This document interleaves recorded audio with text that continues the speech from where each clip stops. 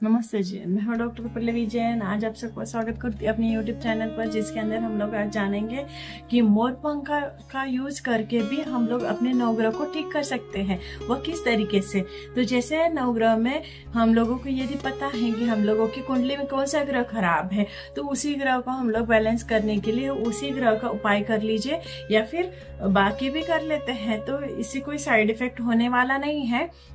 तो जैसे हम लोगों का सूर्य ग्रह खराब है, तो सोने के अंगूठे में मोर पंख को धारण करके उसकी अंगूठी बना लेते हैं और उसको धारण करते हैं, तो उससे हम लोगों का सूर्य ग्रह ठीक हो जाता है। उसी तरीके से यदि हम लोगों की कुंडली में चंद्र ग्रह खराब है, तो चंद्र ग्रह को ठीक करने के लिए दूध के अंदर मोर पंखों को डुबो कर रखना चाहिए। अब किसी का मंगल ग्रह खराब है, तो लाल कपड़े में हम लोगों को मोर पंख को लपेटकर घर में रख देना चाहिए, उससे भी हम लोगों का मंगल ग्रह ठीक हो जाता है। अब किसी का बुध ग्रह खराब है, तो उसके लिए हम लोग, बच्चों का है तो बच्चों के लिए किताब के अंदर हम लोग मोर पंख रख देते हैं, या फिर बिजनेस वालों का है तो उसके वही खाते के अंदर भी हम लोग मोर पंख का रख देते हैं, या फिर जहाँ पे उन लोगों के इम्पोर्टेंट डॉक्यूमेंट्स होते हैं उस जगह पर भी हम लोग यदि वो क्या रख देते हैं, मोर पंख को रख देते हैं, तो उनका बुध ग्रह ठीक हो जाता है। इसी तरीके से किसी का गुरु ग्रह खराब है, तो गुरु ग्रह खराब है तो गेंदे का फूल लीजिए और गेंदे के फूल के साथ में मोर पंख ले लीजिए और उसको हम लोग मंदिर में अर्पित कर देते हैं, रख देते हैं, तो गुरु ग्रह ठीक हो जाता है।